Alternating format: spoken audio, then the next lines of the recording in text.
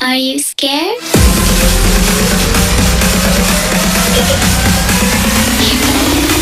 I am you.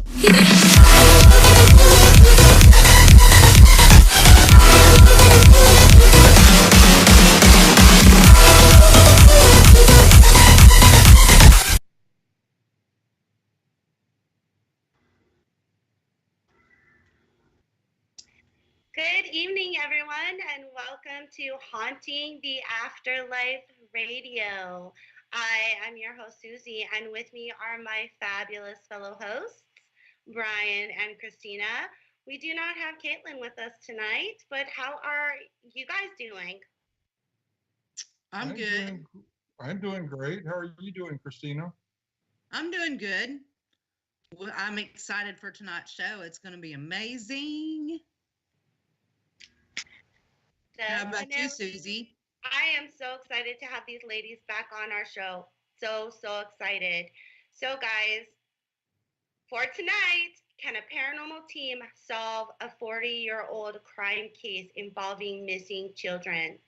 Find out as we present our very fabulous guests, three Fold Paranormal: Julia Siracusa, Rachel Rodbell, and Vanessa Hogle, right? Is that right, Vanessa? Yes, it is. I always want to mess that up. I don't know why. But everybody messes it up. So it's okay. I'm sorry. But together, let's dive deep into what some call the legend of Cropsey, aka the boogeyman who lurked at the end of the block, and the shadowy figure that prowled the edge of the playground, responsible for the disappearance of several missing children. Now, these amazing ladies have been investigating this quote-unquote cold case, okay? I'm using air quotes here, with all their heart. They've even just released their own documentary about it. So let's get them introduced and hear all about their personal experiences regarding the infamous legend of Cropsey. But first, just a few things real quick, as always. Please be respectful in chat. And put all questions in caps, guys, so that way we can spot them out better. Also, grab your headphones and have them handy because we will have an EVP to play for you after break. So without further delay, let's get these lovely ladies introduced in alphabetical order, please, ladies. Say hi. So we'll start with Julia. Hi. First name or last name? You made me think. Don't do that, Susie. Hi, guys.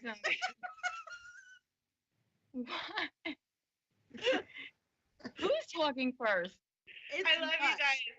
Have Julia, then Rachel, then me go. We'll go by first names. Julia. Okay. My name is Julia Siracusa. A lot of you definitely would know me from the Horsefly Chronicles. It's a haunted location in Easton, PA, and Vanessa Hogle she did a lot of remote viewing for my husband Phil and I, and that is how I met her. So, Vanessa. Oh, okay, okay. That's how I met Julia, and then in turn met Rachel. Y'all know me. I mean, I have my own show with Mike Ricksecker on Edge of the Rabbit Hole, Haunted Road Media's YouTube channel. Got 3 books, published in 7, and this is what I do. I talk to dead folk. Rachel, what would you like to say? I'm Rachel. I met Julia. How many years has it been? It's been a few years now. Yeah. We crossed each other on Facebook. I saw that she was from Staten Island doing a case in regards to Staten Island, and we just started talking, and that's how it all began. And that is threefold. Threefold. Ta-da. I know, right? Well, it wasn't that easy. No. It wasn't that easy. Julia and Rachel, I'm going to butt in here real quick. Julia was really interested in this case, brought me on, and then brought Rachel on because of her connection to it through her history, through Holly Ann being her childhood friend. This is a really tough case. It's a really delicate case, and it needed to be handled a certain way. And you had to have a certain combination, a certain chemistry between the people working on it in order for this to function right. Exactly. And we hit the jackpot on that. Exactly. You know, at being able to have that chemistry and have that respect for each other, that we could go and do this and it was all an equal playing field, regardless of how well known or how long we've been doing this or whatever. It was always and will always be about Holly. Mm-hmm. And in regards to Holly, any other missing children that had anything to do with this legend of Cropsey. Again, I'm using your air quotes, legend of Cropsey. His name, Andre Rand, has been tied to many cases, but there's no evidence to any of them. So that's kind of what really drew us in, is the fact that sure, somebody's convicted, sure, somebody's in prison, but is the right person in prison? Not saying the person that's in there isn't guilty of something, but to assume that he's guilty of Jennifer and Holly based on no evidence is irresponsible at best. You know, because that means that whoever was responsible, if he wasn't, has been out there and is more than likely still out there to this day. That's what brought us all together, is trying to find out why this went down the way that it did. Why are there so many inconsistencies? Why will no one talk to us? Why is it so hush hush? Why do they want to regurgitate and force feed the same story down people's throats? Why is the people that should try to stop us not, if they believe that the verdict was correct? We are totally going to talk about that a little bit later, like really get into that, because from watching your documentary, I mean, it was crazy what you guys went through with the way people are responding. And I know from even talking to you ladies about it, like now you're kind of being stalked and harassed, and it's getting kind of scary. But first, let's introduce our listeners and our chatters to what exactly is the legend of Cropsey, because I kind of feel like some people are not really familiar with it. That's these girls. They grew up there. Take it. Rachel, you wanna talk a little bit? Well, like growing up on Staten Island, there was always the quote unquote urban legend, you know, be home before the lights go, you know, the street lights come on, because there's bad people out there. You don't want to be taken. And this particular case just kind of sums up the reason why. There was a man kidnapping children. They were going missing, and only one of them was ever found. It was linked to a mental hospital on Staten Island, which was Willowbrook, due to the fact that Andre Rand worked there. What he actually did there was kind of up in the air, whether he was a physical therapist or an orderly or a janitor. You know, we found, you know, different things say different things. So that's kind of like the gist of it. You know, these children, some of them did have disabilities, but Holly Ann didn't. Not that we're aware of. So she kind of did kind of fit in with the other kids that were taken, because the other kids did have even a slight disability. Yeah. Julian? And now I met Holly Ann Hughes when I was about 5 years old, PS20, when I grew up.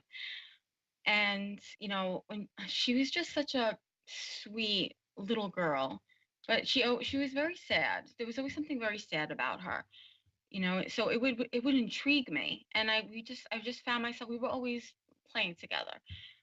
There is a picture of her and I doing the school play.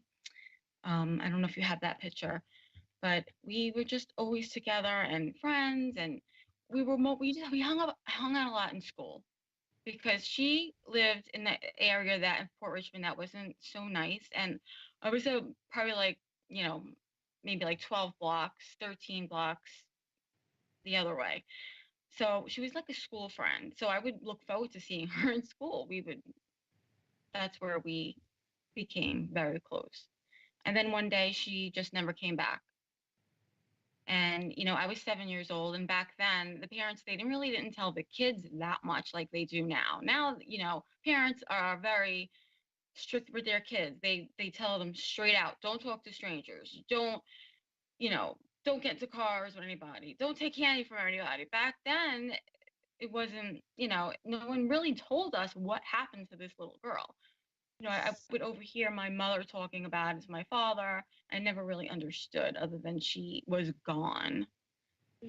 And then, you know, years went by, I got older, and, you know, I kind of, like, I don't want to say forgot about it, but I kind of, you know, moved on. And when I was about 42 years old, me, my husband Phil, and one of my friends were sitting in the living room, and the original documentary came on. And I was floored when I saw Holly Ann Hughes. I'm like, it just all came rushing back. And then my husband actually said to me, when he started hearing about Jennifer Swagger, another little girl that went missing that has to do with this case, he's like, you know, he told me he had a dream about her. He actually had a dream about Jennifer Swagger, and he described her to us. And I started researching and researching and researching, and it never really added up. So many things just didn't make sense. So I wanted to go down there, you know, not that much experience. And I was like, I'm going down there. And Phil's like, okay, you can't go down there. I'm like, okay, I can't go down there alone. So I had to pick someone to help me. And I chose Vanessa. Something just clicked with us. You know, like she said before, we three of us have a very strong connection. And, you know, I asked her, I knew that, you know, she was very talented for the work that she did on my house. And she said, definitely, you know, she definitely wanted to. It was just going to take a while. So it was about a year until she was able to get down from Oklahoma to Easton, PA, which is like an hour and a half from Staten Island. And then I met Rachel through Facebook, like she said, and I don't even know how that happened. We just started talking, and I brought it up, and I was like, "Do you want to help me?" And she's like, "Hell yeah!" And it was so amazing that we were both from Staten Island, so she knew all about it too. So we had a lot to bond with that, and that's basically how the three of us became a team. And, you know, I'll never forget, you know, you have to understand, we never met each other in real life. These are three girls who are friends on Facebook, okay? Never met each other. And the minute the three of us came together in the location, it was like this. It was like butter. And Like other for years and years. It's like a high school girlfriend that you don't see for 20 years, and then you see her, and it's like, oh, like none of the years went by. It was Mhm. really weird. I'll never forget Vanessa saying to me, "This is really weird. You have three girls who don't even know each other that can get along this well." Because it's for women to get along with each other. Because You let's know? face it, women are bitches.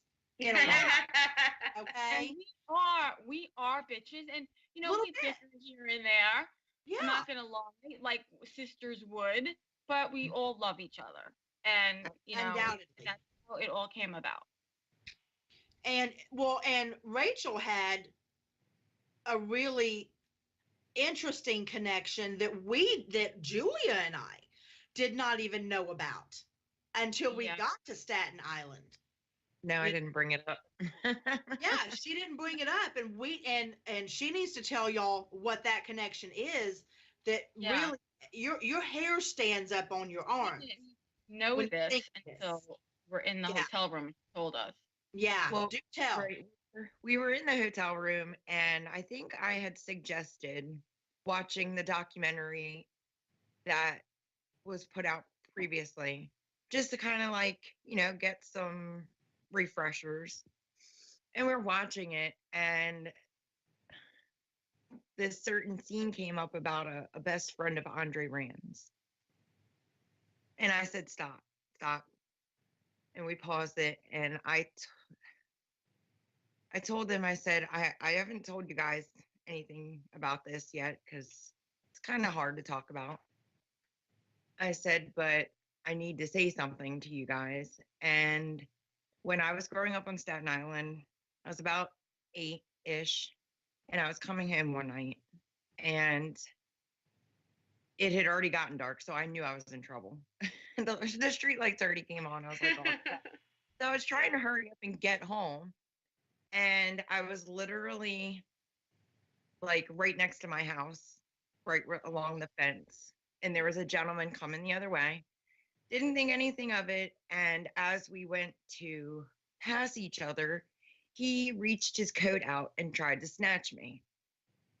Wow. And just, I mean, I don't even know. I mean, I just ducked. I ducked and I ran as fast as I could around the fence to get home.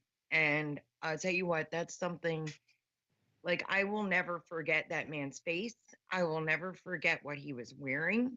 Never, ever in my lifetime. And when I told them about this, Vanessa handed me her sketchbook. And she said, I want you to just look through this. Just look through it real quick. And I was like, okay. So I start flipping through the pages, and I'm flipping through. And I just I think I started crying, and I almost dropped the book, and I was like, that's him. Well, you actually look like you're about to cry right now, so I definitely believe you. It's really, it's gotten better when I talk about it, but she drew him. Like, that was his face. His face was, she drew him. And as we watched the documentary, there's a gentleman in the documentary that matches that picture, and that's him. Like, that's the man that tried to grab me. I know that's him. It's him.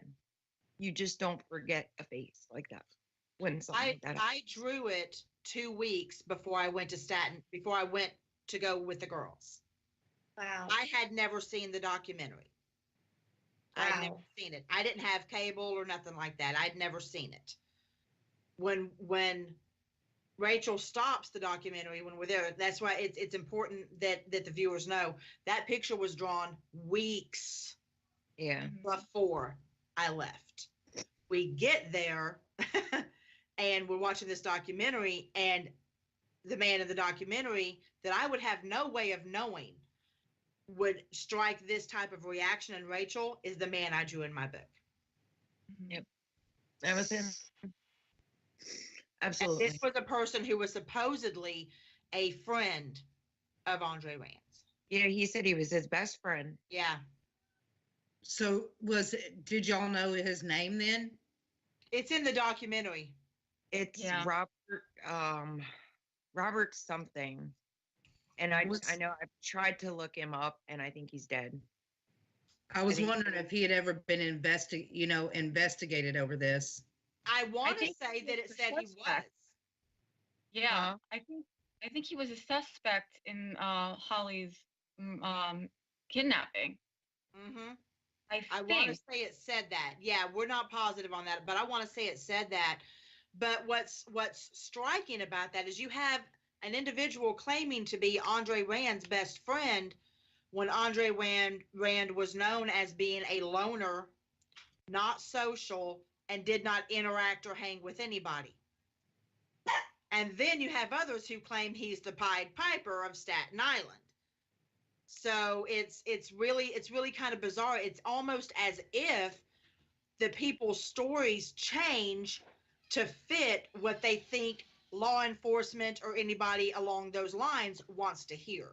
Mm-hmm. I'm not saying they're being fed that information. I'm saying that they're, whether it's notoriety, whether it's getting on TV, whether it's getting any type of perks or whatever, which we have our own feelings, the three of us ladies here, about certain people who try to take the limelight anytime Holly Ann or Jennifer's name comes up.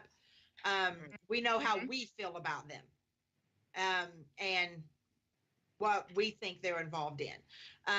But that's what it seems like. Is it seems like the story changes to fit what is needed, not to fit what is factual. Right. Yeah. And that needs to scare the shit out of people.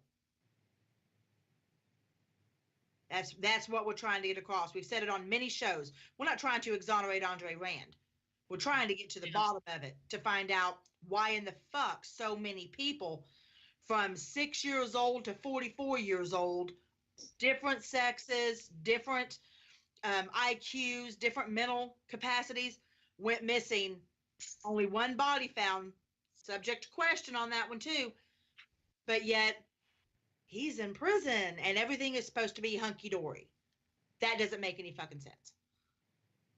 Not to mention that there is absolutely no evidence to convict Zero. this man for kidnapping or for murder. I mean, it's just Zero. eyewitnesses that, most of them were on drugs, and not credible at all. So there was absolutely no evidence to convict him. And like they said before, we're not trying to, get Andre Rand out of jail. He's not a good man. He's done terrible things. He's very odd, bizarre, and he's done things. He's been in jail before, and he belongs there. He deserves to die there. But did he do this? There's no evidence, and we want the correct people to pay the price for this, not the wrong person. So it's not about getting him out. It's about figuring out who did this to Holly and all these children. Well, Nikki B in chat says she feels like, I think she's talking about Andre Rand. Feels like he was like an scapegoat. Yeah, Absolutely. Exactly. That's exactly it. Correct. 100%. Yes. Target to So throw they in. could It get the was very- case. Yeah. That was so they He was could an get the easy, case closed and make everybody happy. exactly. Exactly right. He was an easy target too because he had ties to most of these kids. His aunt lived in the same apartment building as Holly, so he was there a lot. And someone said that they saw him walking with Jennifer. There was a witness that said that. So Right. there was And things with maybe Thais. Sorry, go ahead. Yeah. And Thais, he was a janitor or something in her building or something like that. I think it was Maintenance Alice's staff. building. Oh, That was Alice. It was Alice. Right. It was Right. Alice's Yes. building. Keep in Right. mind, the person that said decades after the fact that they saw him with Holly Ann, Cha-Cha, this was in July 1980, what was it? 1981, July 1981. And they said they Yeah. saw him and Holly get into his Volkswagen Bug. He had on a full face mask. But they couldn't describe the mask. Couldn't describe the mask, and there's no freaking way you're wearing a full face mask in July in Staten Island. And supposedly she was with a friend too. Yeah. She had, right? She was supposedly with another child, which, where's the child? Yeah. It's just ridiculous. Yeah, she was probably very young. But whatever happened to that little girl that she was with? Nobody knows. That's just it. Every single thing is speculation. Everything. There is not one hair, not one fingerprint, not one drop of saliva, not one drop of semen, not one drop of blood, not a teardrop, not any clothing fibers, nothing to tie Holly Ann to ever being in that vehicle. Now, I know they weren't as technologically savvy or forensically savvy in 1981 as they are now. However, if there was any evidence to be found at that time, it would have been documented, it would have been stored. It would have been held. Tested Exactly. today. I mean, if there was a little girl in his car, there had to be something there. Yes. You There know, was little girl's nothing. hair. I mean, not. I have nieces, and you know, just because they're young, their hair still falls out and shit. And you And I'm just, 47, mine falls out. me too. That's what I'm saying. Like little girls, it had to be something there. It just, like you said, it does not make sense. Well, and let's go back to Jennifer Schwaggert's body. She went missing in, was it June or July? It was June or July. I think it was June. In 1987, and I believe was found at the beginning of August in 1987. So she had been missing for approximately 6 weeks. Double check that. Could be wrong. Don't have my notes. She was found in a shallow grave in an area that had already been searched twice. And when they took her body, they took all of the surrounding land that they could around her and took her body. They could not determine cause of death. They could not determine whether or not she was sexually assaulted. Nothing. So he's been convicted on 2 counts of kidnapping without evidence. Can't be convicted on rape. Can't be convicted on murder. Because there is one body. Can't say how she died. Don't know if she was raped. And then there's not another body. So he said that. Something that I read today, and I didn't mean to interrupt you, but no, please. They found there was so much dirt on her that they did not take off, that it caused them not to be able to do a complete investigation of how she died. Does that make sense, Vanessa? No, it does not. I did the same research. Yeah. I read that today. I haven't, you know, I don't know if I ever read that or maybe just forgot, but that's bizarre. Right. Basically, they had a body, they had somebody to convict. Yeah. Well, yeah, that's the thing here. And you know, I watch a lot of those crime documentaries, and I know Christina does too. And back in that day, and sometimes even today, I mean, it seems to be just a rush to find somebody to put away for the crime, so they don't make the community mad, so they can prove to the community that we got the guy, we got the girl, whatever. Everything's okay, right? But that's where this gets tricky, because Jennifer was, I want to say, the last one to go missing. There was Hank before her, there was Holly before her, there was Thais, there was Alice, there were other adults. Audrey? Yes, there were other adults that were supposedly tied to Andre Rand. He was supposed to also be a necrophiliac, which is like we've said it on many shows. You can't be a heterosexual, homosexual, pedophile, necrophiliac.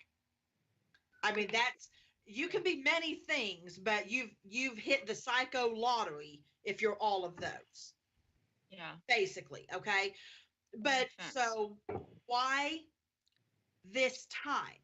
If he was suspected for all of these other kidnappings and could not find anything on him, and still could not find anything on him on Jennifer, why this one?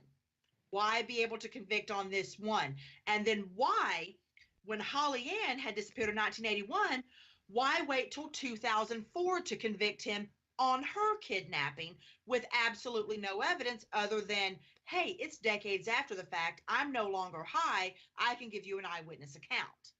And he was going up for parole for Jennifer Swagger's kidnapping. So what did they have? They needed to get someone fast. So they got him again and gave him another 25 years. Exactly. And that's the point we're trying to make. This should scare you. It should scare anybody that has two brain cells to rub together to form a nice little spark. It should frighten the shit out of you, because if somebody can be convicted on 2 felony counts of kidnapping and spend this long in prison, deserved or not, based on history, this can happen to any of us. And on the flip side of that coin, if he isn't the guilty party based on lack of evidence, who is? Well, if it was Robert, hopefully Rachel's right, and he's, I hate to say it, but kick the bucket. You know? Well, okay, now I have another question. Was there any other missing cases or murders after Jennifer? That's a very good question, and we were asked that last night, and I'm going to give you a real quick answer. If you have just basically won the door prize, the get out of jail free card, because you have put somebody else in prison for crimes you did, and I'm saying for crimes you as in plural, multiple people did, because we are fairly certain you're dealing with a group of people here, not an individual, because the tastes vary way too much. You're not going to draw attention to yourself by dipping into your own Kool-Aid. You are going to go to the picnic party on the next block. You're going to go to one of the other 4 boroughs. And if you look at any of those cases of missing children from age 1 to age 18, they are in the tens of thousands over the years. Doesn't mean this one group did all of those, but I can guarantee you they did some.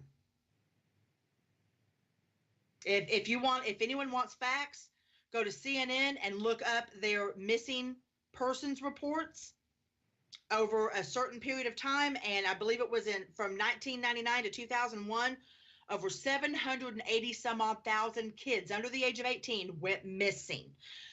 Now I saw how big your eyes got there, love. Let me scare you a little bit more, okay? Out of that 780 some odd thousand people that went missing under the age of 18, a certain number is allotted to custodial interference. A certain number is allotted to familial contact and abduction.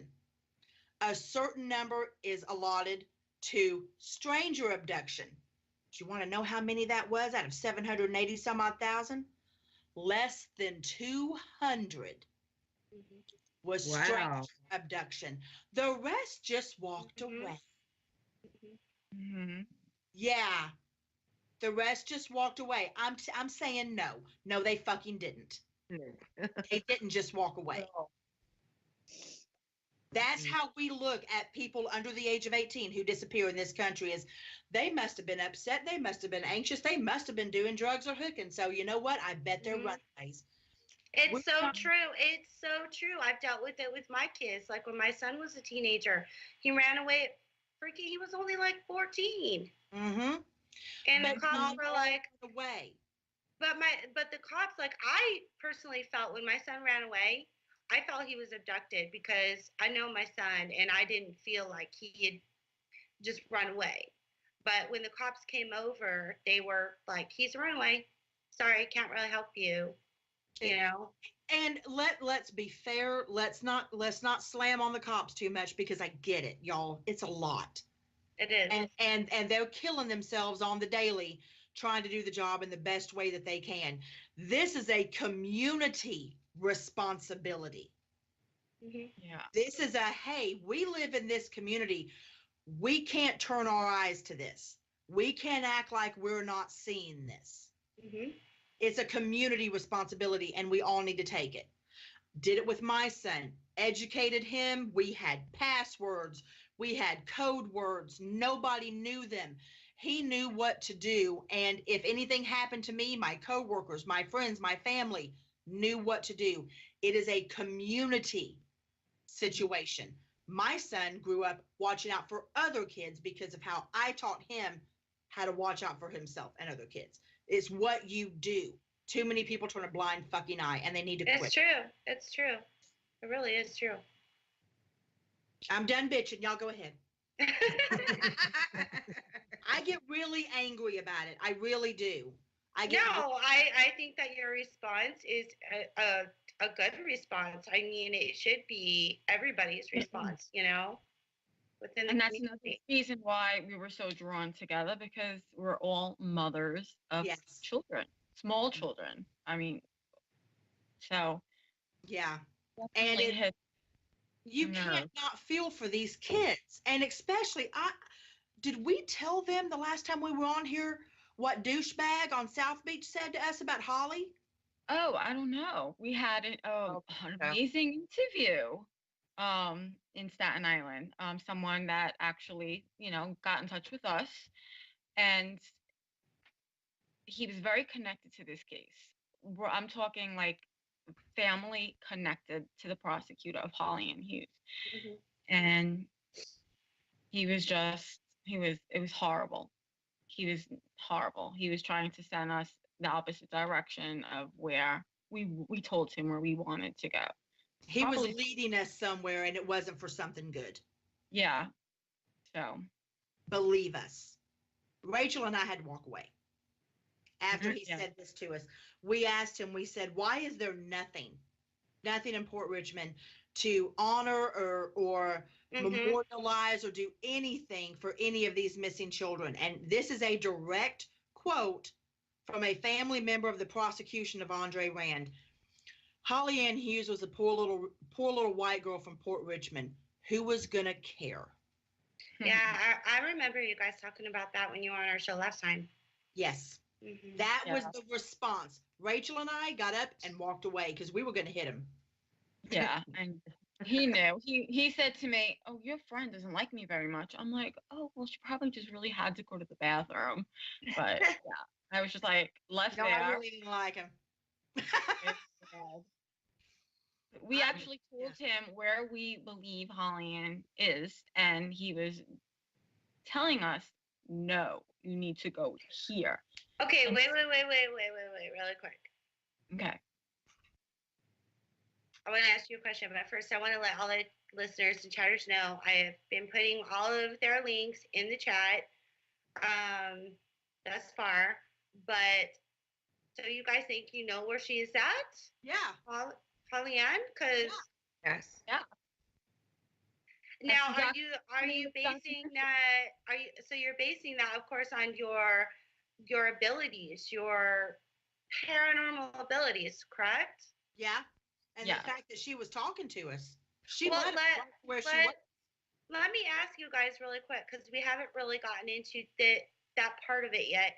What exactly, how can you guys define your abilities, starting with, let's just start with Julia on alphabetical order. What is your ability, Julia? I'm an empath and sensitive. I really don't label myself as anything. I don't say I'm a medium or because I'm a sensitive. And that's my abilities. And from what I know of you, Julia, from just knowing you like the last year, you're still working on building your abilities, Yes. nurturing, and just kind of, building Yeah. on them.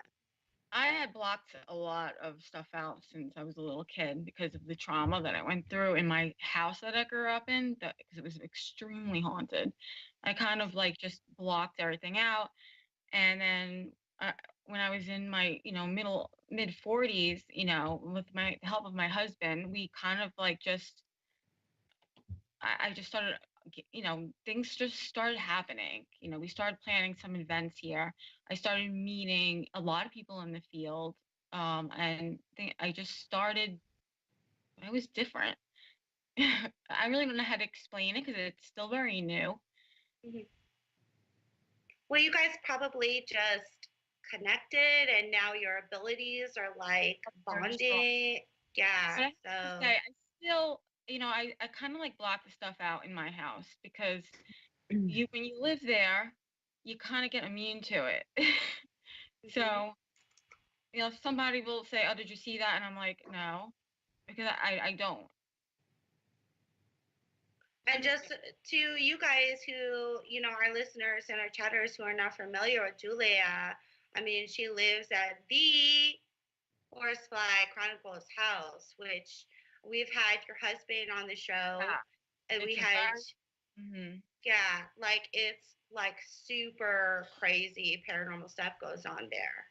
Where I am like super surprised, knock on wood, that we haven't had any issues with tech. So I know, right? it's going good. No, I knocked on wood, so we're good. But yeah, you guys It's a should very look up. well documented case.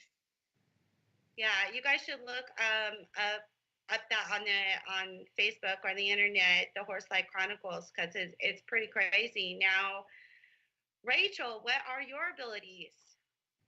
I'm also an empath, and I don't really, like Julia said, like I don't really use the whole label things. I'm very intuitive. I guess they call that like a clairsentient of sorts. But here, I don't know, within probably like the last year, I guess I've been opening up more with dealing with a lot of different things with going on, with dealing with this case and stuff. And I've seen a lot more stuff recently than I ever have. So maybe I'm opening up. I don't know. We'll still have to see. But for now, I'll go with an empath. Yeah. So kind of similar to Julia, where you're kind of growing your ability right now, and being exposed to the paranormal community, of course, is going to be a big part in that, helping you to do that. So, yeah, I totally, yeah.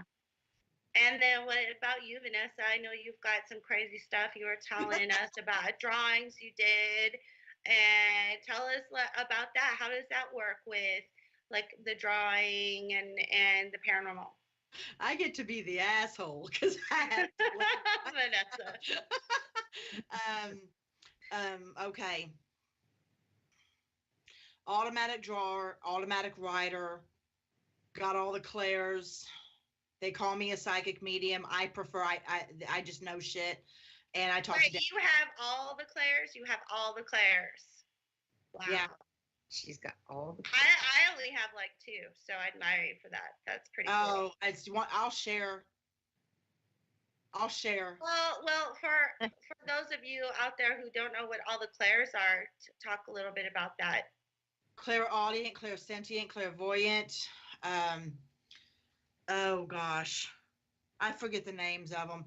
I see them, hear them, feel them, smell them, talk to them. And they talk back. They talk back a lot. Potty mouth. Okay. Sometimes they are in corporal form, full-bodied, not apparition, as if my son is sitting right there on the couch right now. Yeah. They could be sitting there on the couch right now talking to me. Sometimes they are in mist form. Sometimes they're in ball form. Sometimes they show themselves like they're in a sepia picture. Sometimes it is, I could be sitting here right now and I can see an entire movie of what's going on in my head while I'm talking to you. Wow. I'm not special. I had a traumatic brain injury when I was young, and I actually think that helped tremendously in opening me up. These particular abilities run in my family, but I think that helped because I kind of got the mother load. I still got this scar right in there. I have scar tissue on my left frontal lobe. So what exactly happened?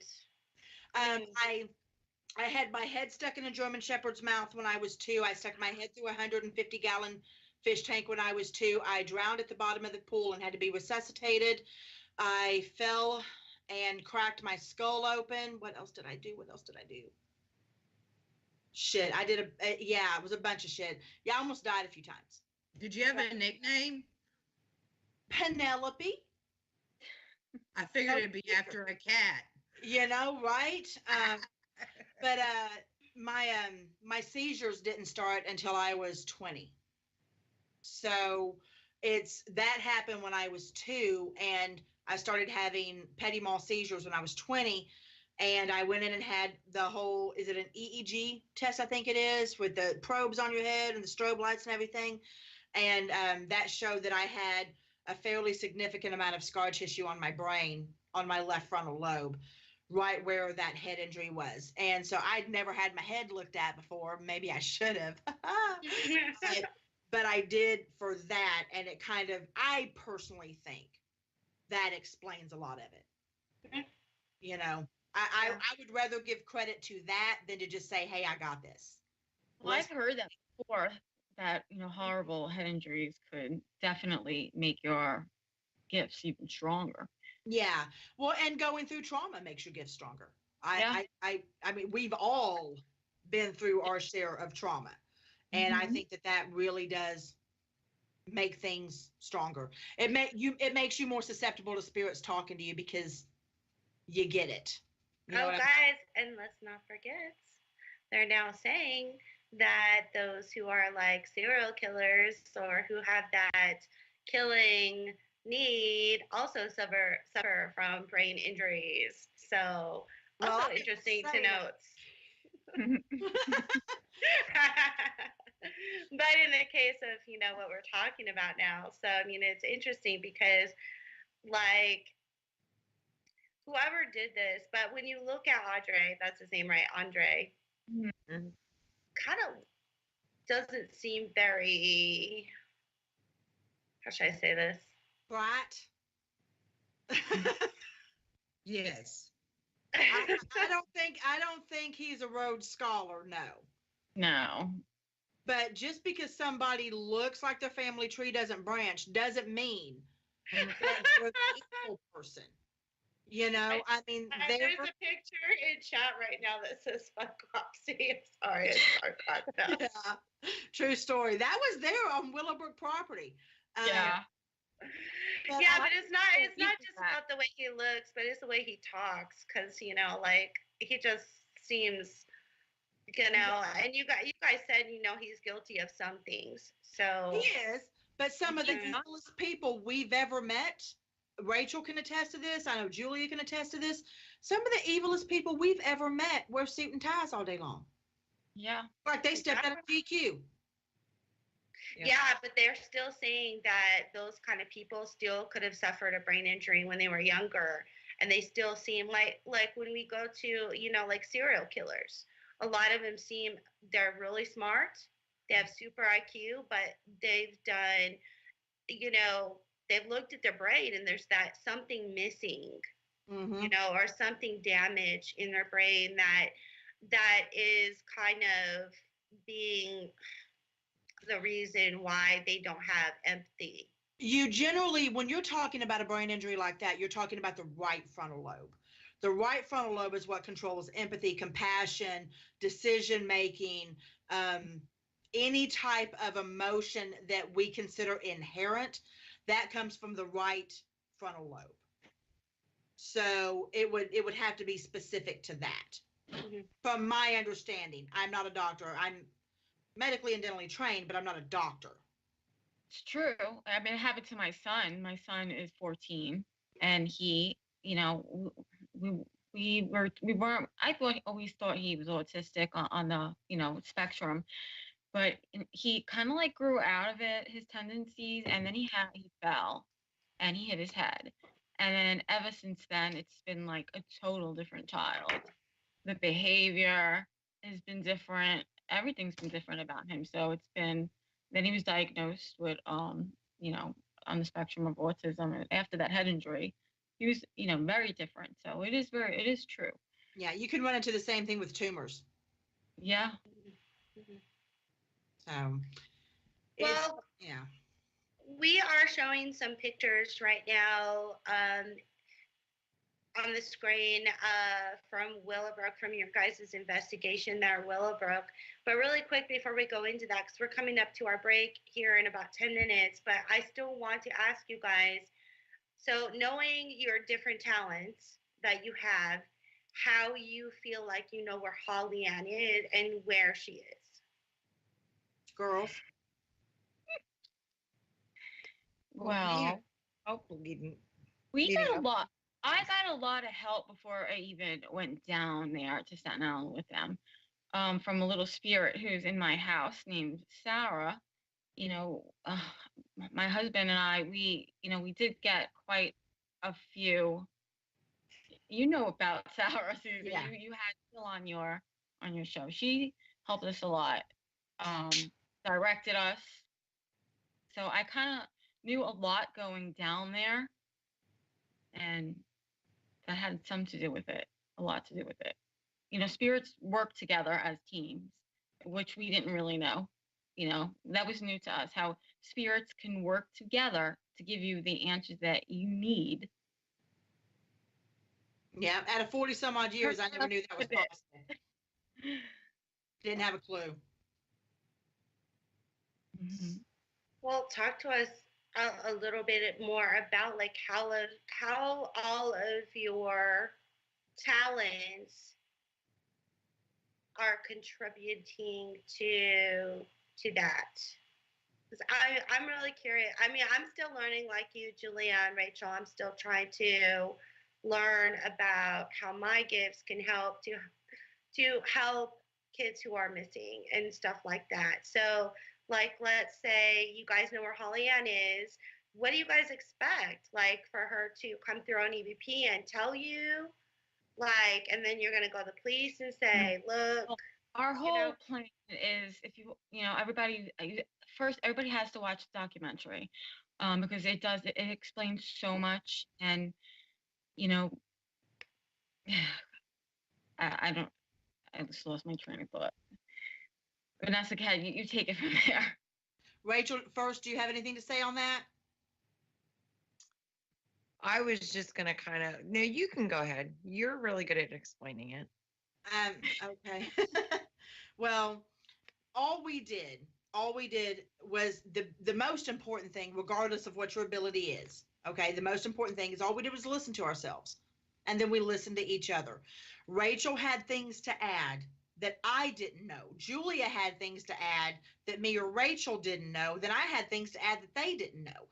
And what we did is, it's kind of, when you're talking about something like this, it's really a puzzle.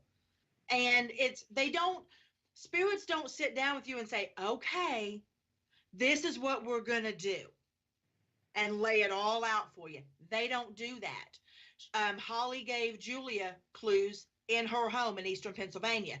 She gave me clues in my home in Norman. She gave Rachel clues in her home where she was living at.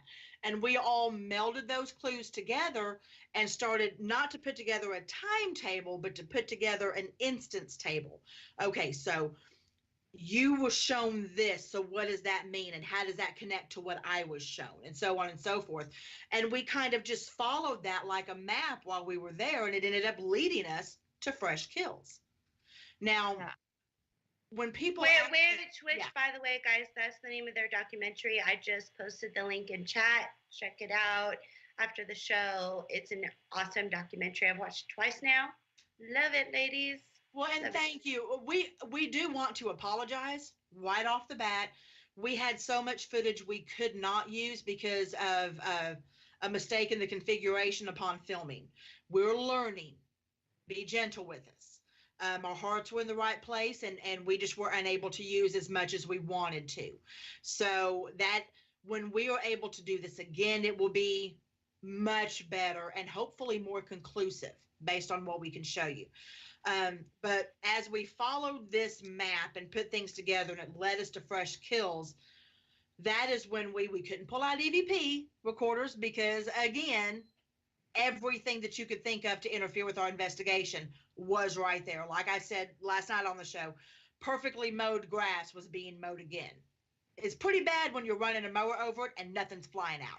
I remember hearing that so many times from you when I was watching the documentary. There were no leaves to be blown anywhere, yet leaf blowers were everywhere. Okay, so we pulled out that little not the EVP, the K2. Thank you, the K2 colorful thingy, and Holly would light it up for us, answering questions, and she took us to right where she was.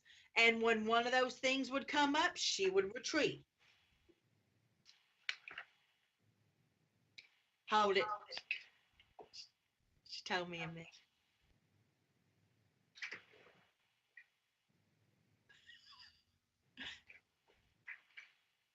Rachel, you okay? Yeah, I'm okay. So are y'all planning on going back? We want to. It's just not easy. We do all this on our own dime. Yeah. Yeah. We want to because, like she said, a lot of the footage was we just couldn't use for a lot of reasons. So hopefully we can and make a second part to this documentary. And we Yeah, would and take you them and guys- clapper with us. Are And y'all what- afraid that you'll be followed when you go back? We won't be vocal this time. Yeah. There you go. Yeah. Yeah, Yeah. that's one thing that I would worry about for you guys. You guys, for them finding out you're coming, and some of this stuff, I really researched a case here, the Morgan Nick case, which I'm sure Vanessa knows a lot about. And so, yeah, they'll put a hush hush on you pretty quickly. Oh yeah, we were followed, stalked. I mean, every restaurant we came out of, there was a cop car sitting there beeping at us, and Rachel's fiance was followed. yeah, Well, didn't they show up at one of your guys's, like at the motel or something? Yep. When I was Yep. outside filming a live feed, they They knew pulled what they- in and went past me going about 5 miles an hour, pulled it, got all the way to the back of the hotel, turned around and backed into a parking space and sat there and watched. Yeah, I remember you guys talking about that. yeah. Well, Knew George, we were Rachel's fiance was followed by two what appeared to be government issued SUVs. Wow. Isn't that right, Rachel? Yeah, he had to go through like 4 different like housing developments to finally lose them. It was Yes. it was pretty bad. It was pretty bad. So I can't remember, Susie, what I was saying when you had to step away. Can you refresh my memory? No, I can't. Sorry. I was like, I had to go. I thought I heard my daughter screaming. But no, okay, so no, what I was saying is we were there at Fresh Kills with the K2 meter. Oh yeah, that's right. And Holly then was responding to our questions. Mhm. And when the lawnmowers would come past, when the leaf blowers, those non-leaf blowing motherfuckers would come past, she would retreat. Then when they would go away, she would come back. So And what she- kind of responses was she giving you? She was going all the way up to red. When we Yeah. would ask her, Holly, is this where you're at? Is this where you're at? And it would go bleep, bleep, bleep, bleep, bleep, like that, just lightening up. And I don't know about you guys. I don't know a whole lot about that technical shit, but they don't do that. No. And they're Okay. They don't do that. And she would do it upon request. Yeah. And to answer the question before, because I just completely lost my train of thought about, what we want to gain from this. I guess we just want people to know, where we think she is. We believe she is 100%. Could we get the cops to go there? Probably not. But we want people to explore this area and to think about it, because what Fresh Kills is, it was a landfill where it was the garbage dump. Everyone from everywhere would bring their garbage to Staten Island, and that's that's what Staten Island was known for too back in the day, the dump where they would dump bodies. So that's our whole goal with the documentary, and hopefully the right person will see it and say, hey, this could be possible. We don't think they're ever going to find her remains. Let's face No, it. They covered up the dump and it's now a park. it's a park now. So, You yeah. know, we don't think they're ever going to find her remains. We don't think there's ever going to be justice. But we want to open up people's eyes and say, come on now. Think about this place. Think about this this. is your How easy neighborhood. it would have been to put a body in there. And, my father was the foreman of the sanitation. And it took me a long time to ask him, to get the balls up to ask him, how easy would it have been to throw a body back there? And his response was, well, it would have been very hard, but not impossible. So, Yeah. I mean, I'm sure there was plenty there. yeah. I'm sure Vanessa picked up on a lot of stuff, other stuff there. She's not the only one there. Yeah, other deceased people. Yeah. It was just, it was like Willowbrook, the forgotten. Yes. Yeah, she was not the only one there. I don't believe the photograph we got was Holly. That was somebody else watching what we were doing. Yeah. Oh, yeah.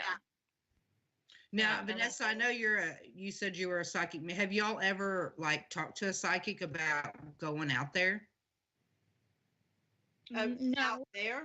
No, but if we get to go back again, we're going to take Gwen Clapper with us. And she and I have worked on many cases. And she's the one who put the documentary together. She's our editor, producer, and she did a great job. Yeah.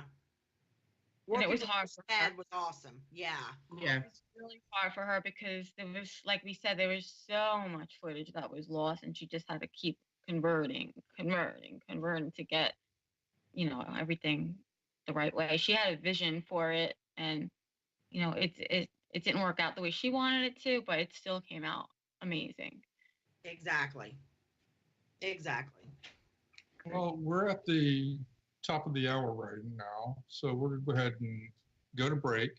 When we come back, we'll go through the pictures again, and you can talk about them. Okay, I'm going to go tinkle. Yeah, me too. Okay, and we're on break. Okay. Gotta go pee. I'll be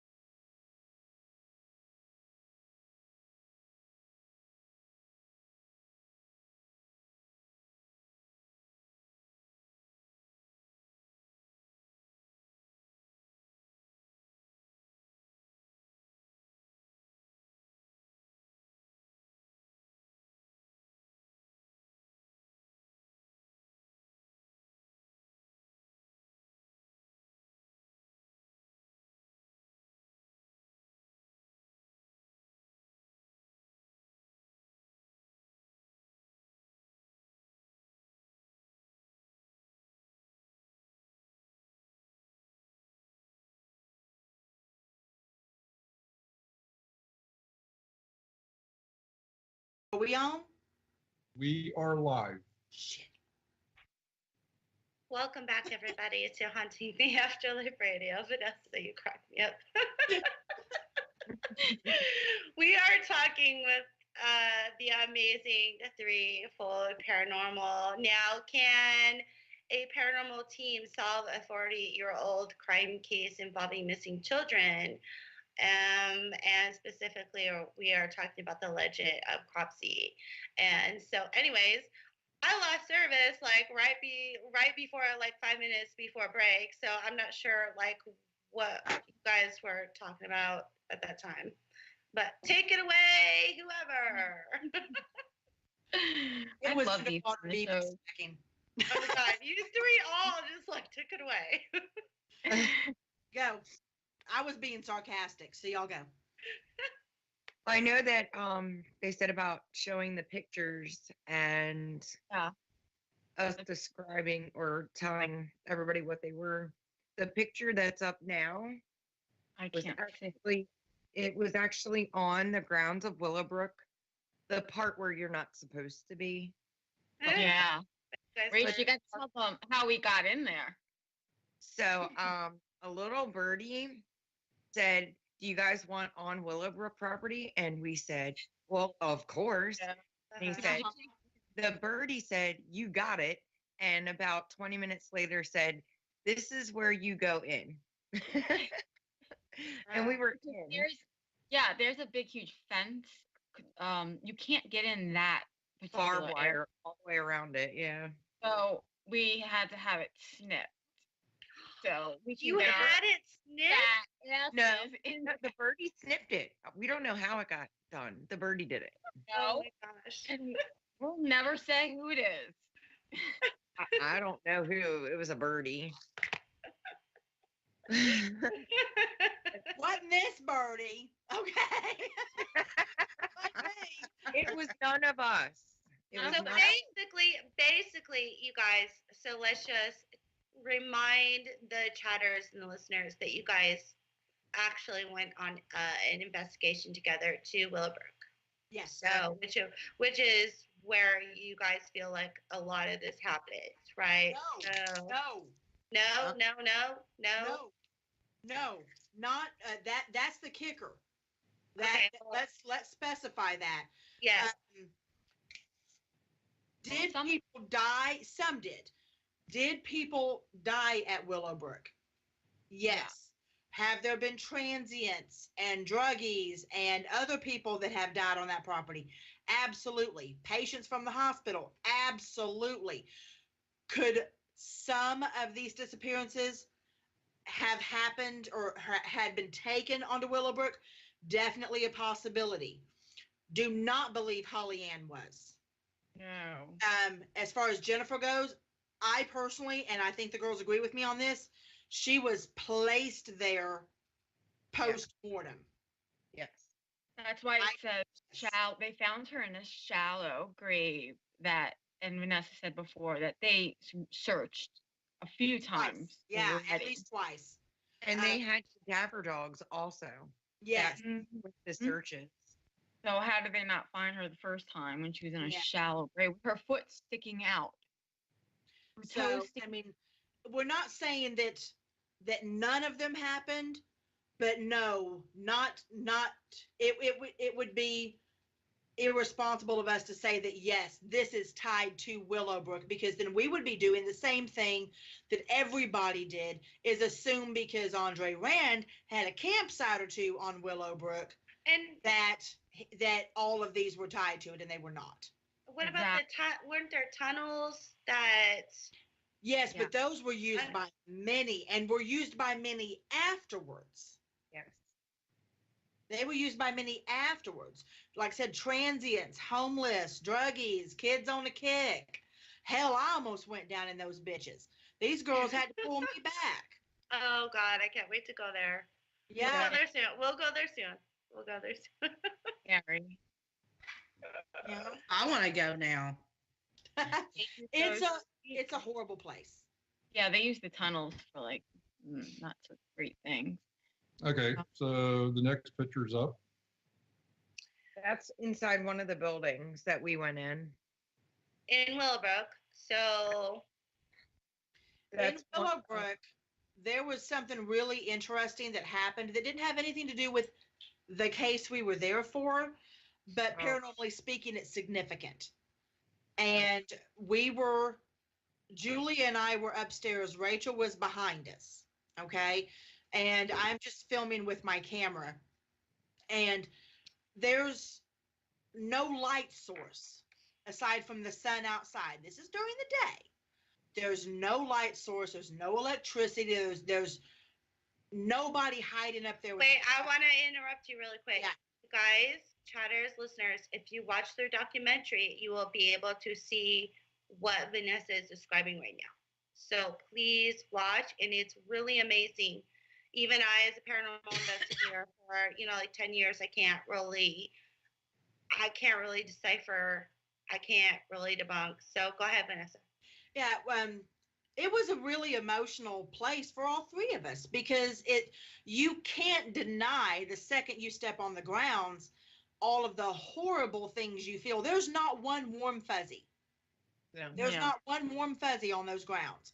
It is despair, it's filth, it's sadness, it's loneliness, it's hunger, it's every emotion that you hope you never have to feel.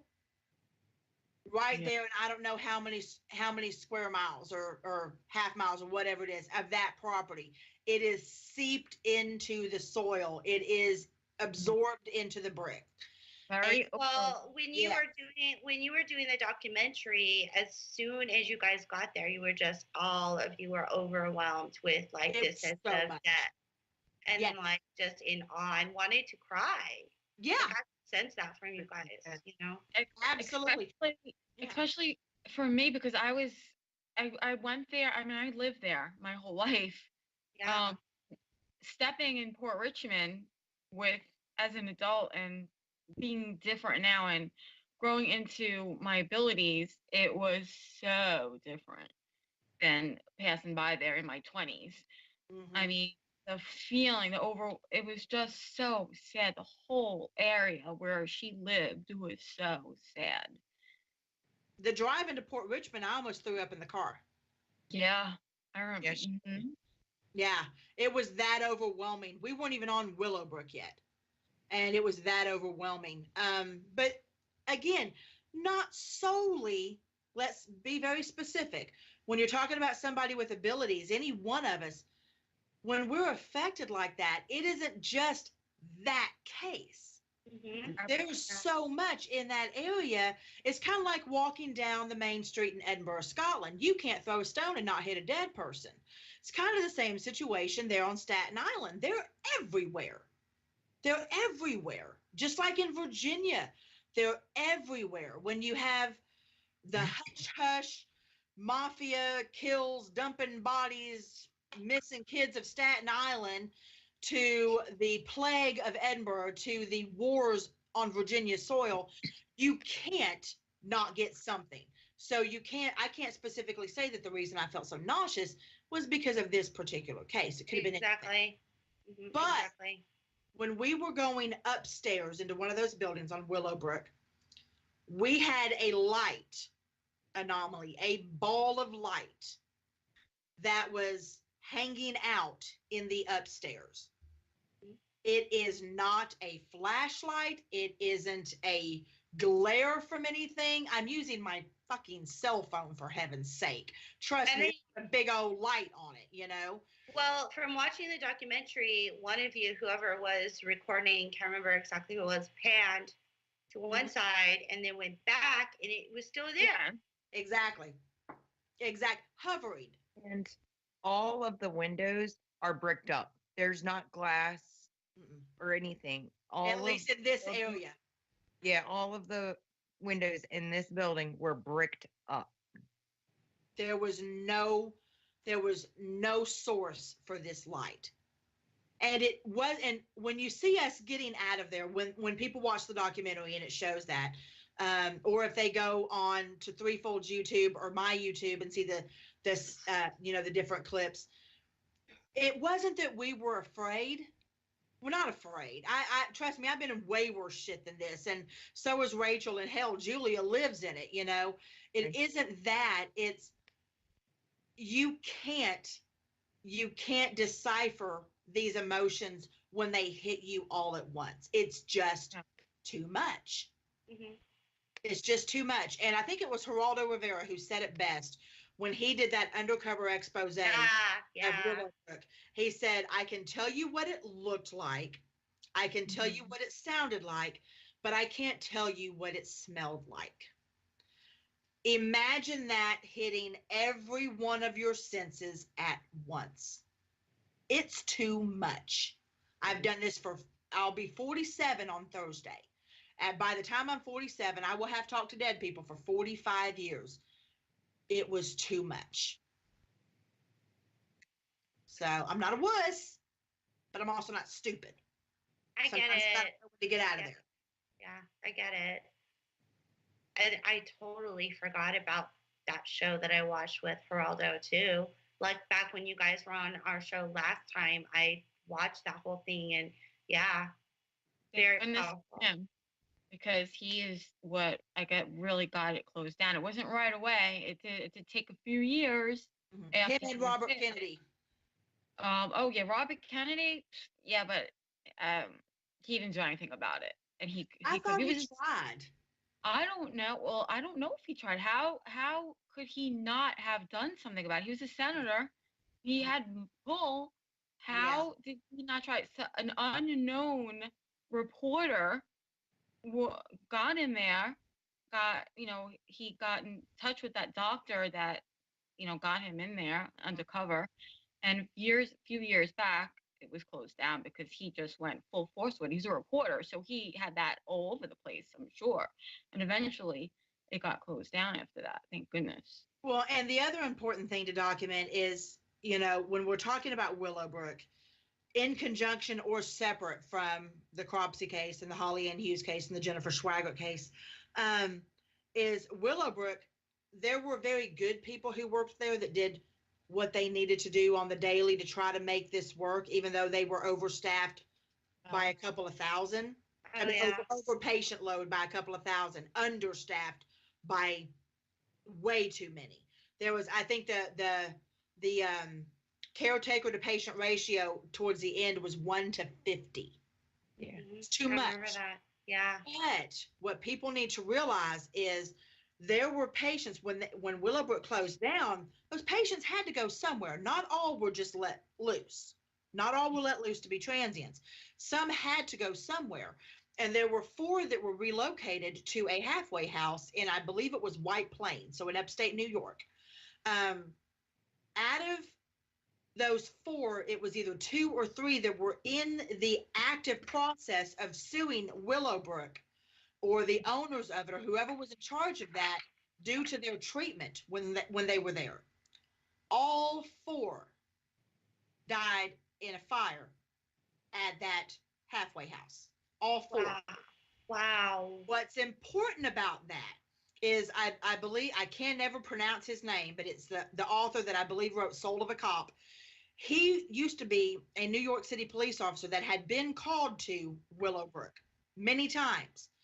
And after he retired and wrote this book, he wrote about instances when he would show up at Willowbrook and he had found explosives, flammables, body parts, everything in storerooms of Willowbrook. They were using these kids as experiments. I mean, they said that they were actually shooting them up with what is that called, Vanessa? Yes. I think was the one that I had heard about. Was it hepatitis? Hepatitis. And don't quote me on much.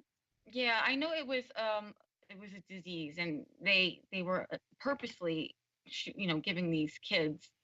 They were making them eat, other children's feces that were contaminated with this disease, and they were lab rats, is what they were. To see exactly how they would react and what would happen to them. It was just horrible. You guys just gave me jaw-dropping freaking like chills, and my stomach just got sick. I mean, that is just the. But one thing you need to realize, this, as much as it pains me to admit, this was the norm. I know. This was When the norm. yeah, I know. When you were put into a place like that, it was not talked about. You didn't discuss it. If anyone did show up for visiting hours, things could have been made presentable. But what happened when family wasn't around was a completely different story.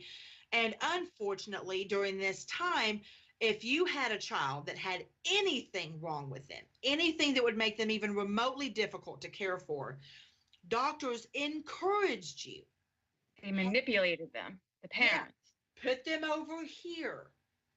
They'll be taken care of. Your life won't be burdened. It's not how it is today when we're like, oh, okay, my baby has that. All right, what we got to do? No. This goes all the way back to like Victorian period and even before then, where somebody who might even just have the slightest of disability, even a handicap, was stuck in the attic, and left there to die. So, in Victorian times, I would have been institutionalized. Me too. There was a boy there who actually escaped. I remember. Do you remember the research on him? I don't remember his name, but he escaped, and his disabilities were very. I mean, they were just so mild. He works on Wall Street now. See, Wow. and he ran away, and he ended up at the police station, and he said, "No, I think I'm talking about someone different. I know who you're talking about, Vanessa. He's in a wheelchair. He has, I think, multiple sclerosis." But as sharp as a tack. Yeah. Yes, very, very, very, very smart. So there were a couple of people that did not, like she said, they were just, the disabilities were very minor. And one of them, I remember, ran away, went to the cops and said, "I'm being abused. Please help me." And what did they do? They sent him back. Yep. He was a boy. He had blonde hair. It was a black and white picture. Rachel, do you remember that? Oh my goodness. I know who you're talking about. Do you know? He went to the police station and they ended up sending that poor kid back. And there was never any more research on him of what happened to him. Yeah. I can't remember his name offhand. Throwaway kids is how they were perceived. It's sad. Yep. Well, guys, do you guys want us to play your EVP really quick, or do you want to talk a little bit more about the documentary first and what you guys, your investigation there? Play. Brian, are we ready to play that? Yep. Okay, guys, grab your headphones because these fabulous ladies did capture EVP. You're going to kind of hear it without commentary at first, and then we'll give you commentary after, so that way maybe you guys can come up with your own conclusions as to what the voice is saying. But let's do this. Hopefully it works.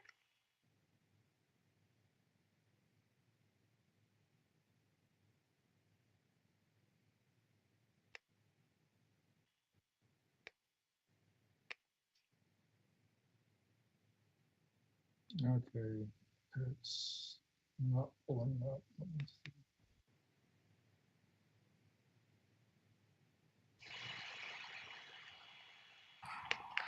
There we go.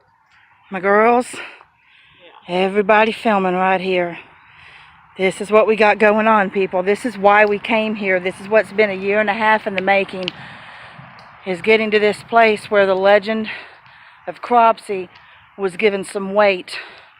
Are y'all hearing audio? And that's what we're trying to figure out. This is why we're here. Is getting to this place where the legend of Cropsey was given some weight. And that's what we're trying to figure out. This is why we're here. Some weight. And that's what we're trying to give some weight. And that's what we're... My girls, everybody filming right here. This is what we got going on, people. This is why we came here. This is what's been a year and a half in the making, is getting to this place where the legend of Cropsey was given some weight. And that's what we're trying to figure out. This is why we're here. Is getting to this place where the legend of Cropsey was given some weight. Is the audio coming through? And that's what we're trying to figure out. This is why we're here. Some here. weight. And that's what we're trying to give some weight.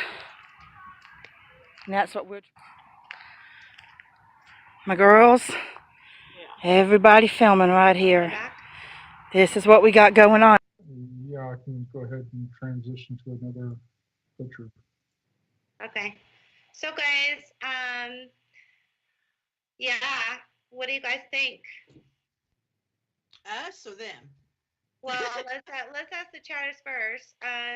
Did you guys hear the EVP, or what do you guys think it's saying? While we wait on the chatters to respond, why don't you guys kind of tell us what was going on before you captured the EVP? Like, give us some context of what's going on. Well, we had just like gotten onto the grounds of Willowbrook. We had to climb up a little bit of a hill and gotten up to the buildings when that happened. We were all in shock, I would say. We were just overwhelmed trying to get our thoughts together, and you hear us a lot, you know. I'm like me probably crying. Vanessa's saying, "Oh my God," and we're just so overwhelmed when we first got on that ground. As anyone. Yeah. We didn't know we got that. No. We didn't know. We had no idea. We didn't know until that night that we got that. We couldn't hear it with our own ears. We didn't know. And if people go and they watch that full clip, it's on Fold Paranormal and on my YouTube page. It's like 16 minutes and 23 seconds long. That's a Class A one that's on there. There are so many more. The heavy breathing that you hear is not me. It's not me. It's not Julia. It's not Rachel. You can hear other chatter. It's not us. Mm-hmm. Yeah, I can hear that when I listen to the whole clip in its entirety. I can definitely hear a lot of chatter in the background, but I also hear, it almost sounds to me like a woman saying something like up close to your mic, and I don't know. I don't think that was one of you guys. Didn't sound like one of you guys to me. The whole darn clip's an EVP. Yeah. But we didn't know. Also something really, I'm going to describe it as dark. That's kind of like talking through also. Yeah. Saying stuff here and there. Like, it's not a constant. It growls a couple times throughout the thing, but there's something pretty dark that kind of like slips in a lot. Yeah. Throughout it. It's really all over that land. It really is. And it's, unless you've been there, it's really kind of hard to explain, but it's the second you get through the fence and above that hill where we were at, the second you top that hill, it's oppression. It's just oppression. It is, everything gets heavier. Everything gets slower, and it's just, it's like you're walking through Jello. Yeah. Best I'll rap. never forget it. I'll never forget it. Oh, never. Things just stick with you forever, and will be forever planted in my head. Was there somebody in? It looks like there's a little girl in the window on that picture. We've heard that a lot. Yeah. Well, yeah. What is that? I'm looking at it right now. What the heck is that? We've heard that a lot. That's just it. And a lot of people didn't realize that Willowbrook had young kids, older kids, adults. There is no shortage. They had babies there, because I remember my friend's mom used to work there, and Vanessa knows who she is, and she worked there, and she helped take care of the babies.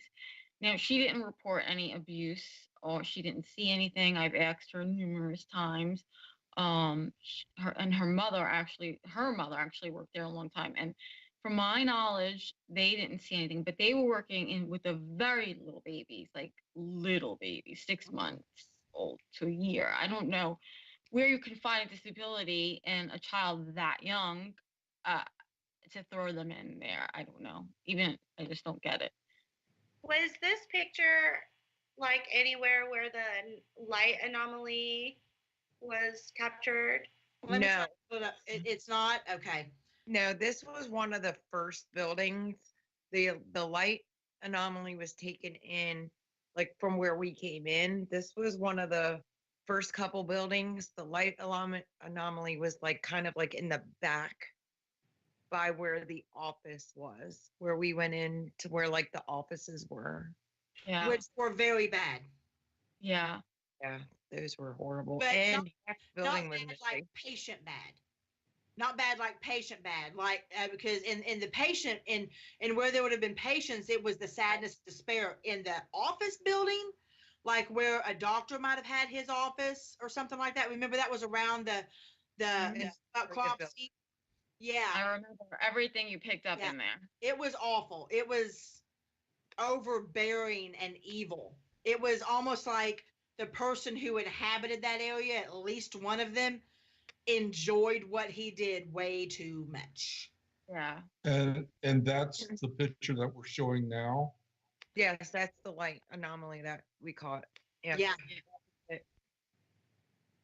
Was that the building they were trying to get you to go down to the tunnels, Vanessa? Yeah. Yeah, it was after we came out of that one.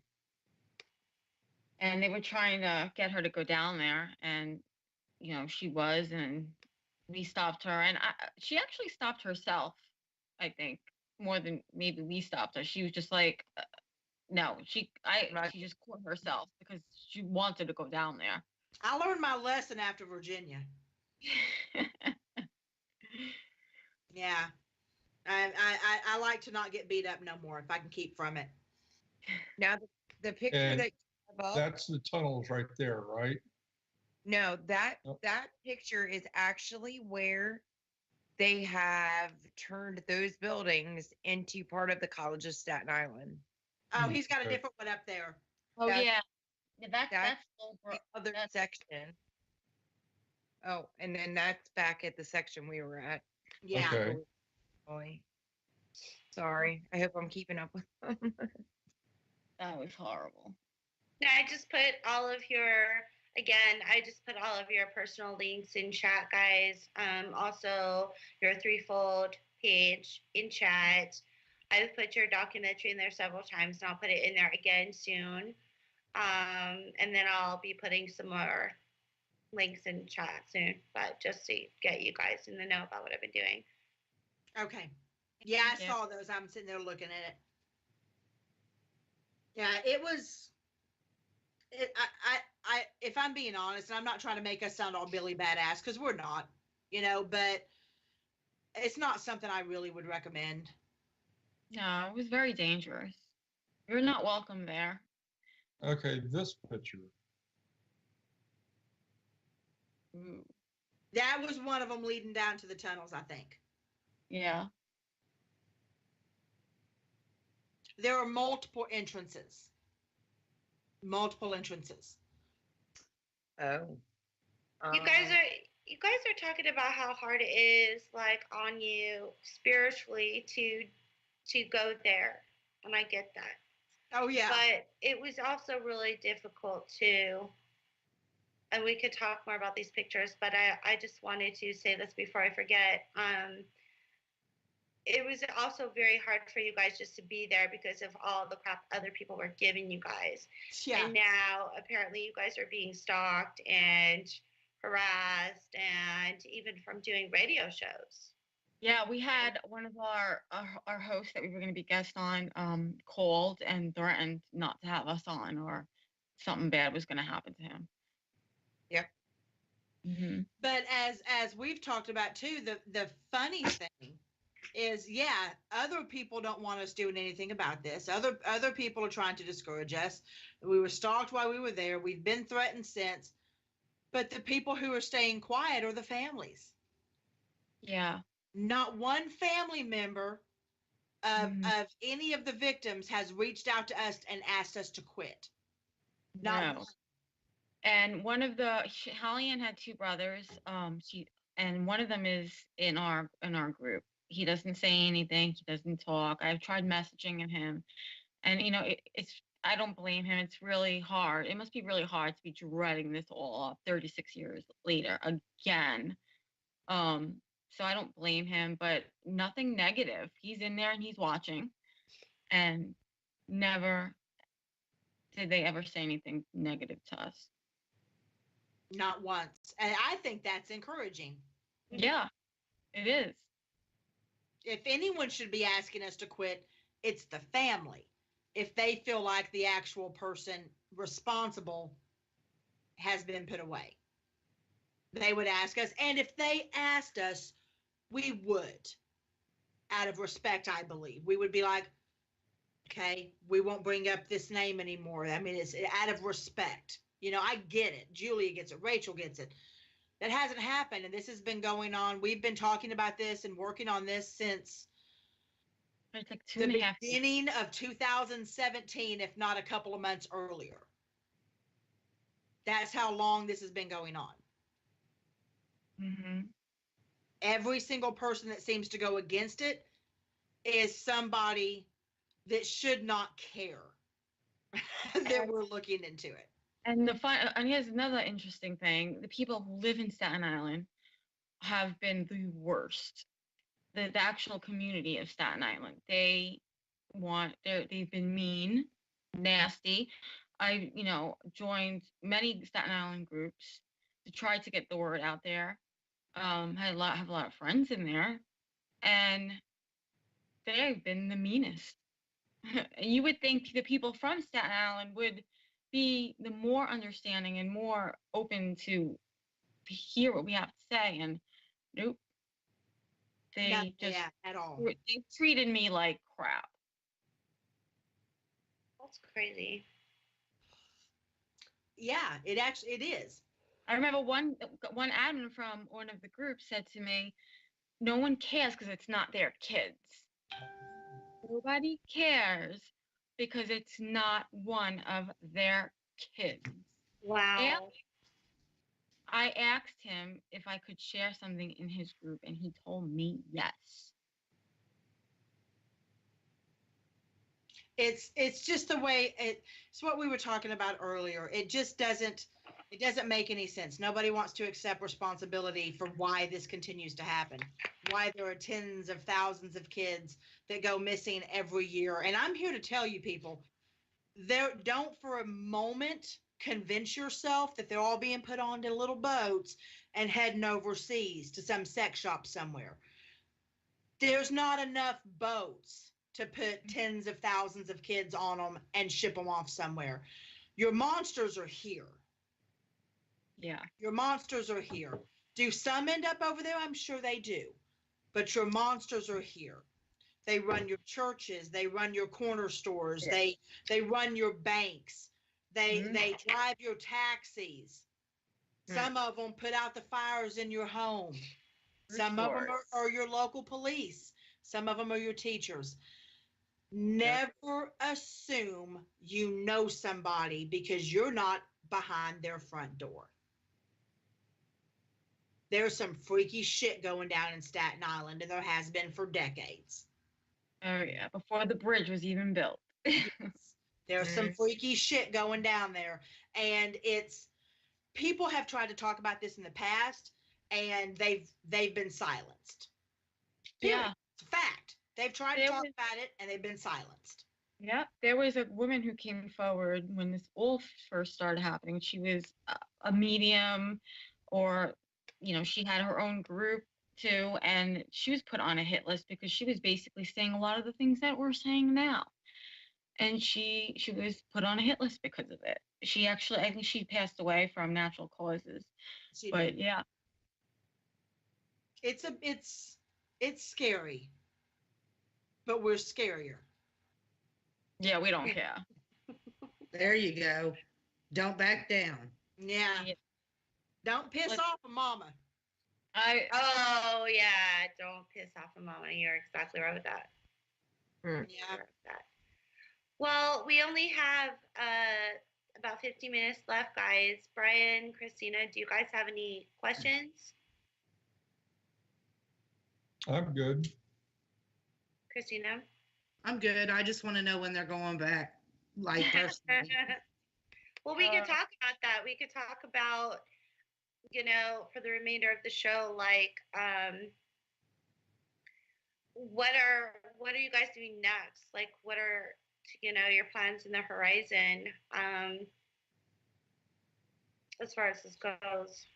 Right now, we're just promoting the documentary, and we really want it to get out there and people to really understand it and open their eyes, and then hopefully we can get down there. Like Vanessa said before, it's hard. It's not easy.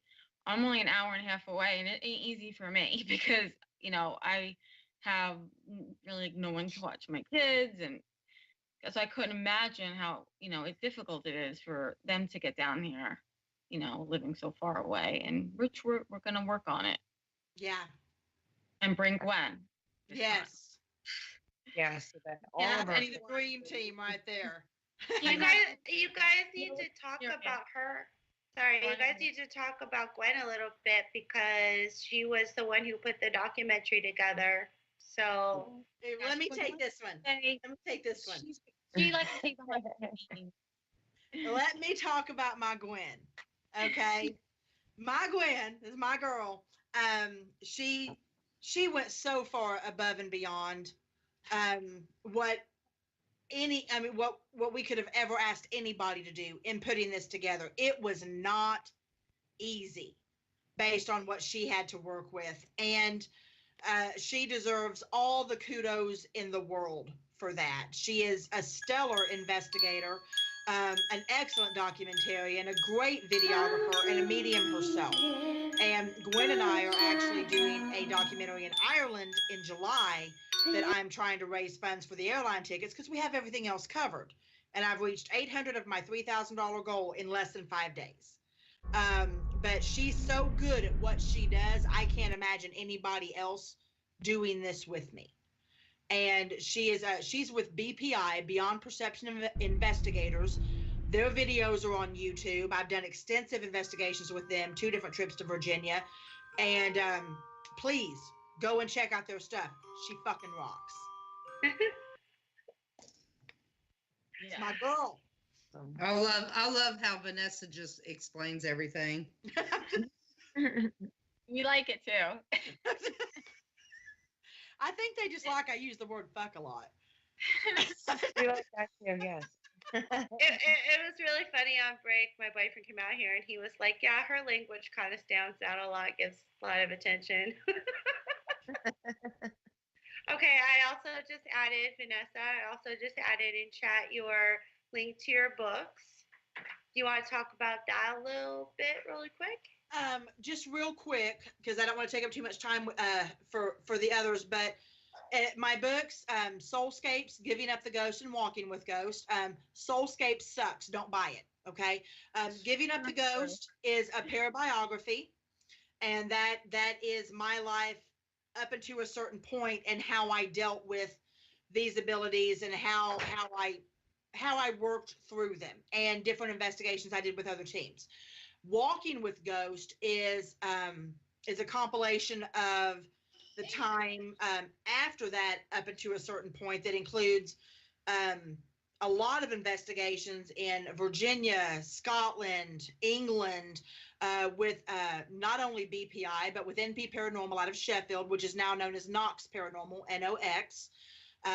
I've investigated Sailors Creek, Hollywood Cemetery, Revolutionary House, Grace Dew Priory in England, Old Queen's Head in England, the dungeons in Scotland, Mary King's Close in Scotland. Not full-on investigations, but readings while I was doing it. Had confirmation from different groups there verifying my information.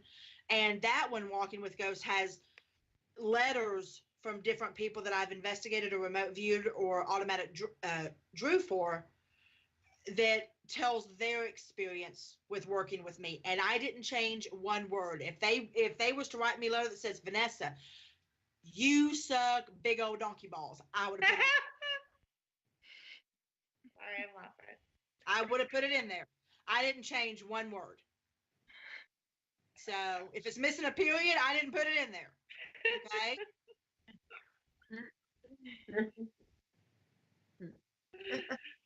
True story. You just gotta love her. I'm still cracking up at donkey balls. I'm sorry. We're I'm used still to laughing. this. I'm laughing at the expression on your faces. I think people's favorite is holy fuck nuggets, Batman. That's like my go-to, but we stuck with donkey balls. Oh, okay. There you go, guys. That's Vanessa. My son's, I'm sure, over here shaking his head, probably, but Yeah. yeah, bless you. Mama loves you. Okay. I miss my son. He's 23, going on 24, and I miss him so much. I see all your posts 16 going on about, 40.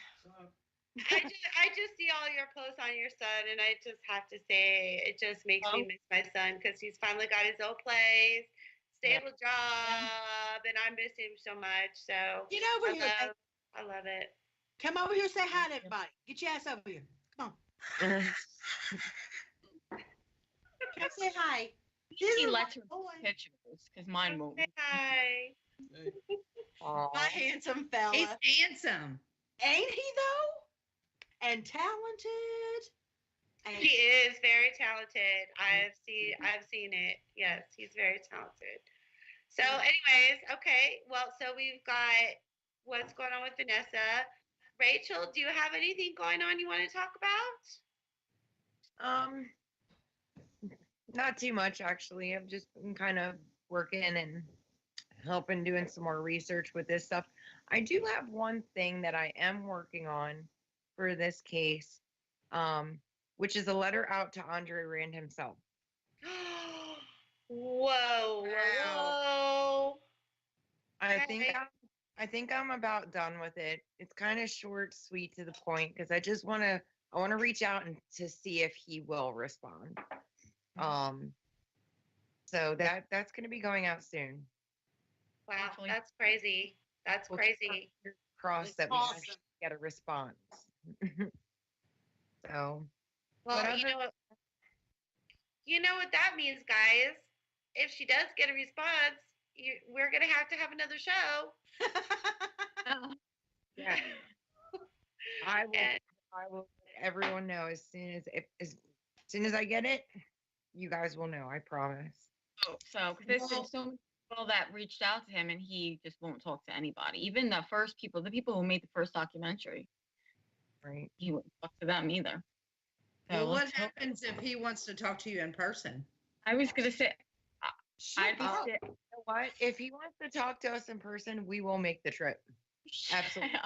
I will make that trip. I will Bet you make that would. trip. I bet I you would be scared that he would make us come down there and then be like, I ain't talking to them because he's done that before. But Yeah. it would be the try. It would Yeah. definitely be worth a try. I have a funny feeling that he's going to want to talk to y'all in person. I'll do it. That would be awesome.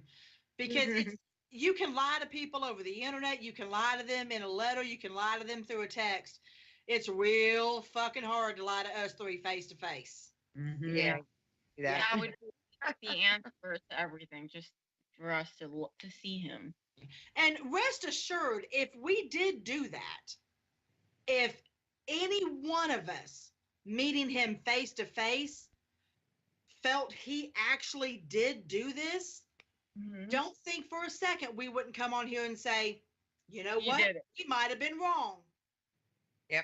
Absolutely. We would do that. It's not about us being right or wrong. It's about facts coming to light and people figuring things out and thinking for themselves and not just believing what they're told.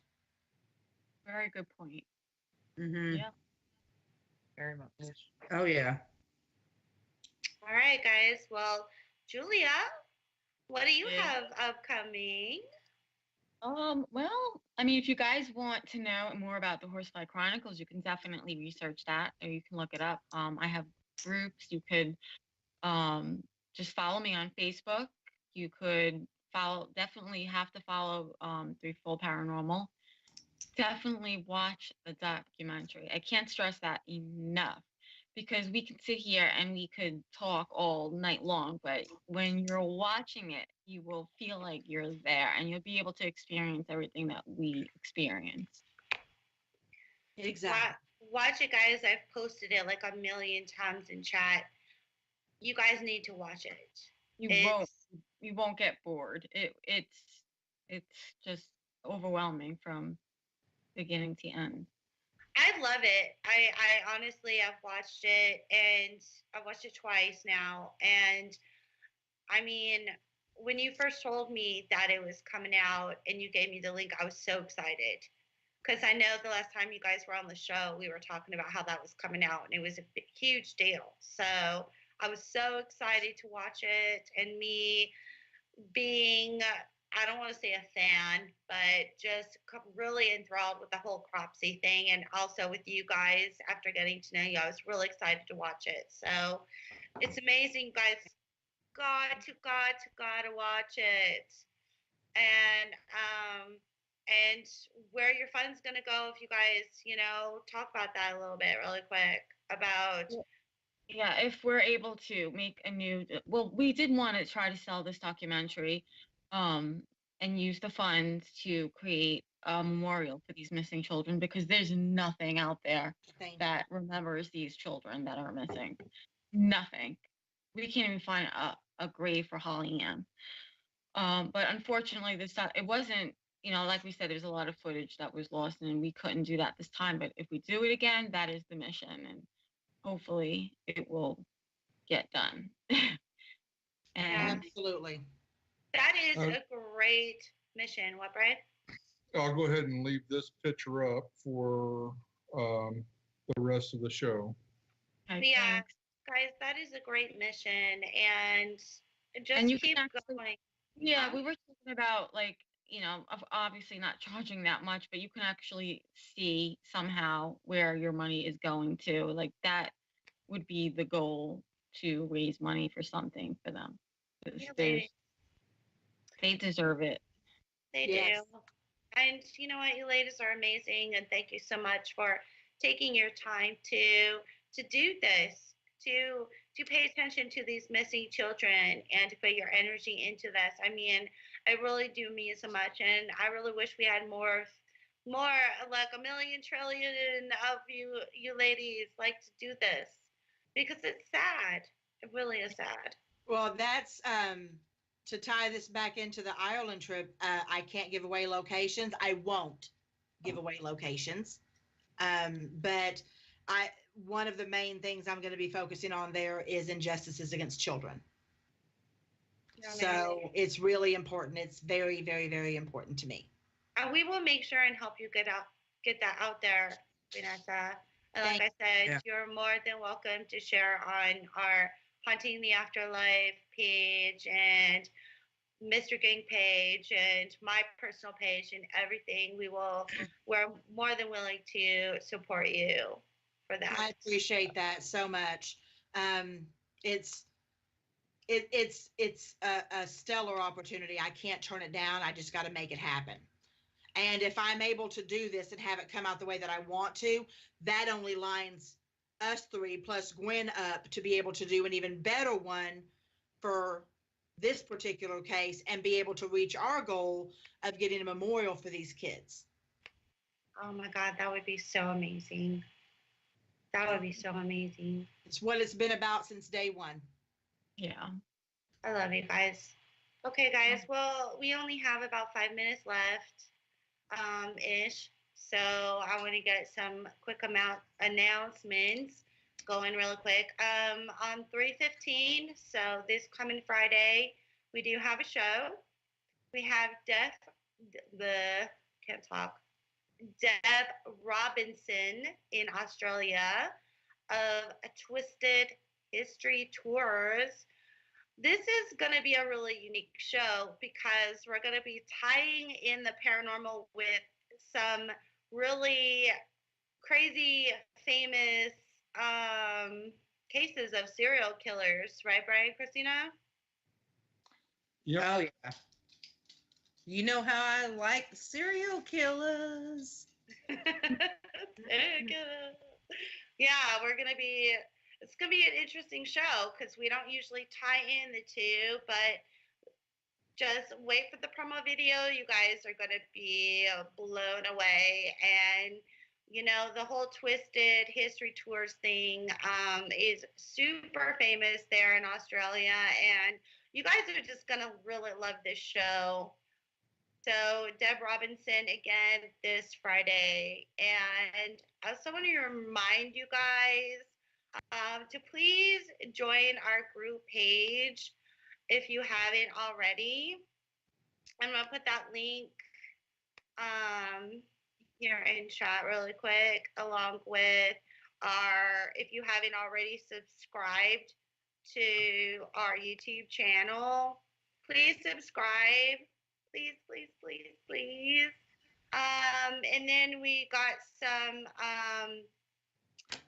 group shouts really quick. I want to make a special group shout to the Horsefly Chronicles, which is Julia's page. And I'm gonna put that link in chat. You guys, I love her page because it's no drama. Very cool about sharing, very supportive in the paranormal community. I mean, it's para-unity, right, Julia? Oh, yeah. Definitely. Yeah, so awesome. Do you, Christina or Brian, have any group shouts, Facebook group shouts? Yeah, I want to give a shout out to Paranormal Investigators Townsville. They're the same way. They're pretty much no drama. No, they support para-unity, and that's what it's all about. Integrity. Exactly. I love that group page, by the way. That's one of the ones I share too a lot too. What about you, Brian? Do you have any you want to do? No, right now I would just like to say that if anybody wants to contribute to Vanessa's project, what she's got going on, or to the Legend of Cropsey, and can't get a hold of the individuals to get that to, you can always get a hold of us, and we can put you into the right direction to talk to these wonderful ladies and help them out. Go out to their pages, like and support them. They are doing something that is just absolutely amazing, and they're doing it from their hearts. These, like I said, these ladies are amazing. I wish them well. I'm even going to contribute some to actually both causes. Thank you. Thank you very much. That's one of the things amount doesn't matter. Amount doesn't matter. Somebody sent me a message today and they're like, I've only got $5. I'm like, love, that's $5 I didn't have. Thank you. Exactly. And that's like with the one that I'm doing in Ireland, whoever contributes, whether it's $1 or $10 or $100, it's listed the same, because every penny counts the same. Exactly. And they'll be listed in the credits, the special thanks to credits for that as being contributors to it. The same for Cropsey and trying to get something for these kids. If you got $1, bless you. Thank got you 100, very much. bless you. Everybody is equal. And I've already put those up on my personal page, and I've also put those up on the Mystery Gang page and Haunting the Afterlife Radio page. So you have all the support and love from me, and I will keep pushing this. I'll keep pushing this until we get everything done. Thank you so much.